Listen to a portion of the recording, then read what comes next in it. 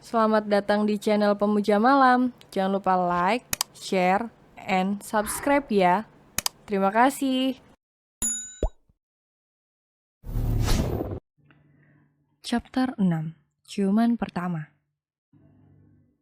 Maria gelisah di kamarnya. Sesekali ia melihat jarum jam di dinding. Sebab dia benar-benar menghantui pikirannya beberapa jam terakhir. Terdengar suara langkah kaki di luar kamar. Jantung Maria berdegup kencang. Dia, bagaimana ini? Aku takut, aku tidak siap. Maria dengan cepat menarik selimut.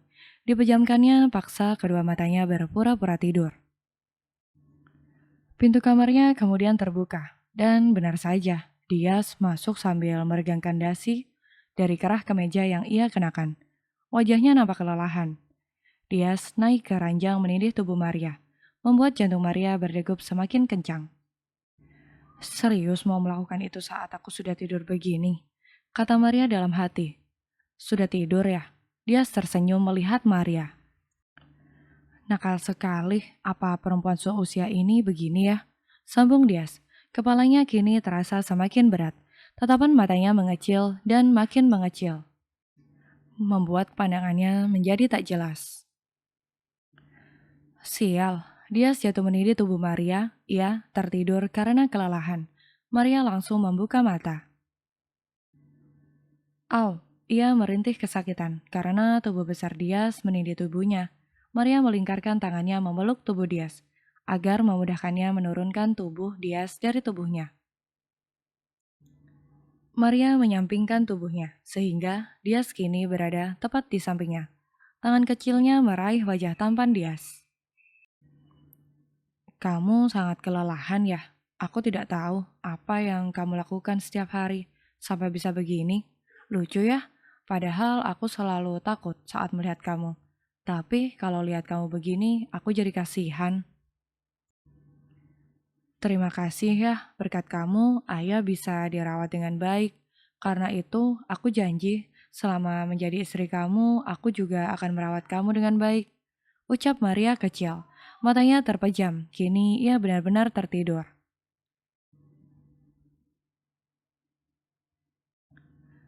Pagi ini hujan turun deras, awan hitam penuh menutup langit. Maria meraba-raba mencari selimut tebal untuk menutupi tubuhnya. Namun tiba-tiba ia terbangun karena sudah ada pelayan yang membantu menarikan selimut menyelimuti tubuhnya. Ah, maaf Nyonya, saya membuat Anda terbangun. Ucap pelayan panik. Bukan kok. Terima kasih sudah membantu. Jawab Maria menggoyang-gayangkan kedua telapak tangannya ke arah pelayan. Dia di mana? Katanya dalam hati. Maria menoleh ke samping, mencari keberadaan Dias. Apa Anda mencari Tuan Dias, Nyonya? Tuan ada di halaman bawah. Maria berdiri dari tempat tidur, kemudian pergi ke arah jendela. Dilihatnya Dias di halaman bawah, badannya basah diguyur air hujan. Hujan begini, apa yang dia lakukan? Dia bisa sakit, kata Maria kecil. Saat hujan, Tuan selalu ke halaman Nyonya, mengurus hewan-hewan yang ia pelihara. Terkadang juga hanya berdiri di depan kolam ikan atau tanam bunga. Ucap pelayan dari belakang Maria. Maria mengalihkan pandangan ke pelayan. Dia langsung turun ke bawah menuju ke halaman. Diambilnya payung di guci samping pintu masuk. Apa yang kamu lakukan? Maria berada di belakang Dias. Ia berusaha menutupi tubuh Dias dari hujan. Kakinya menjinjit agar dapat memayungi tubuh Dias yang tinggi. Aku sudah basah, buat apa dipayungi lagi? Ah, itu biar kamu tidak sakit, jawab Maria kikuk. Dia tertawa kecil saat melihat Maria yang sibuk menjinjit untuk dapat memayunginya. Kamu kecil sekali ya, sini aku bantu, begini caranya. Dia mengambil kaki Maria dan menaikkan tubuh Maria di samping pinggulnya. Dias dan Maria berhadapan. Maria digendong romantis dengan posisi gendong depan, sedangkan Maria tidak kesulitan lagi memayungi Dias. Karena kini posisi tinggi mereka tak jauh berbeda. Wajah Maria merah padam. Jantungnya berdecak kencang saat melihat Dias. Mereka kemudian kembali ke dalam rumah dengan posisi Maria yang masih digendong Dias. Sepanjang jalan, Maria tak mampu mengendalikan degup jantungnya. Saat menyentuh tubuh Dias, aliran listrik seakan mengalir ke seluruh bagian tubuhnya. Seperti perasaan tersetum yang membuat dirinya bergetar. Maria, hah? Lamunan Maria pecah saat Dias memanggil namanya. Kamu mau terus memakai payung itu saat di dalam rumah? Ah, maaf. Maria turun dari tubuh Dias. Bajunya ikut basah karena bersentuhan dengan Dias. Siapkan air panas, aku mau mandi. Perintah Dias pada pelayan, kemudian pergi ke kamar. Baik, Tuan.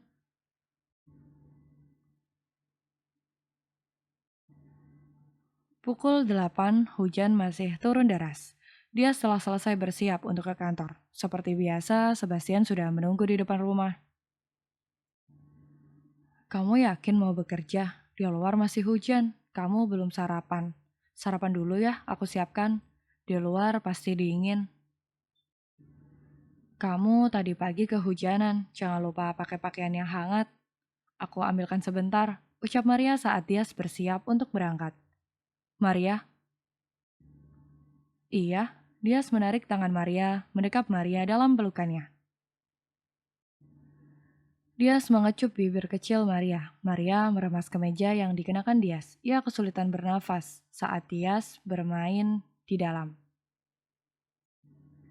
Hah, hah. Nafas Maria terengah-engah saat Dias melepaskan ciumannya. Itu hanya sebagian kecil dari tugas kamu, Maria. Malam ini jangan coba-coba tidur lebih dulu. Kamu harus melaksanakan kewajiban kamu seperti dalam perjanjian. Dias kemudian pergi dari kamar dan berangkat bersama Sebastian menuju kantor. Cuman pertamaku, Maria memegang dada sebelah kirinya, berusaha mengatur nafasnya yang masih terengah-engah.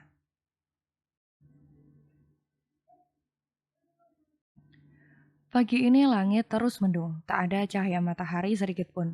Maria berpikir untuk pergi ke rumah sakit, menjenguk sang ayah sembari menunggu dia pulang kerja. Maria turun ke dapur. Ada beberapa pelayan yang sibuk menyiapkan bahan masakan. Nyonya, kenapa ke sini? Apa ada yang Anda butuhkan? Biar saya bantu siapkan, ucap salah satu pelayan. Ah, tidak, aku tidak ada kesibukan apa-apa. Boleh aku ikut memasak? Para pelayan kebingungan. Tak ada yang berani menjawab permintaan Maria. Tidak boleh ya, Maria tersenyum kaku. Bukan nyonya, tapi jika ada sesuatu yang Anda inginkan, kami bisa bantu memasaknya. Anda tidak perlu repot-repot. Aku biasa masak kok, tidak repot. Ini keinginanku sendiri. Boleh ya? Jawab Maria membuat para pelayan saling pandang. Maria langsung mengambil posisi di kitchen bar, melanjutkan memotong sayuran.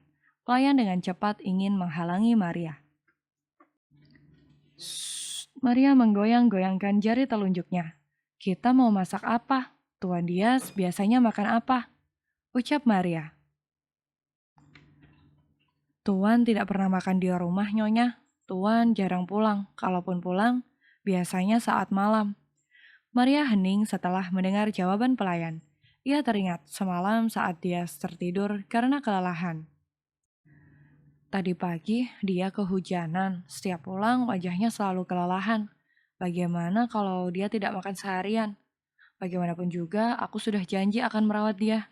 Sebaiknya aku buatkan makan siang untuk dia, sekalian izin untuk ke rumah sakit, katanya dalam hati.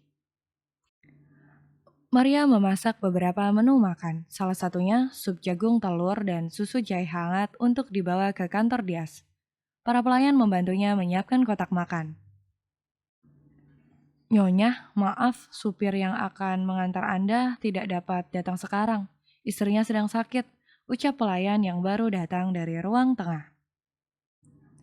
Saya coba telepon Tuan Sebastian ya Nyonya, mungkin akan ada penjaga yang dikirim untuk mengantar Anda. Jawab pelayan yang lain. Aku naik kendaraan umum saja. Sebastian pasti sibuk, malah nanti merepotkan mereka. Tapi Nyonya, tenang saja, aku sudah terbiasa loh, kalian jangan khawatir. Kalau begitu, aku pergi sekarang ya. Ucap Maria menepuk bahu pelayan akrab. Bersambung.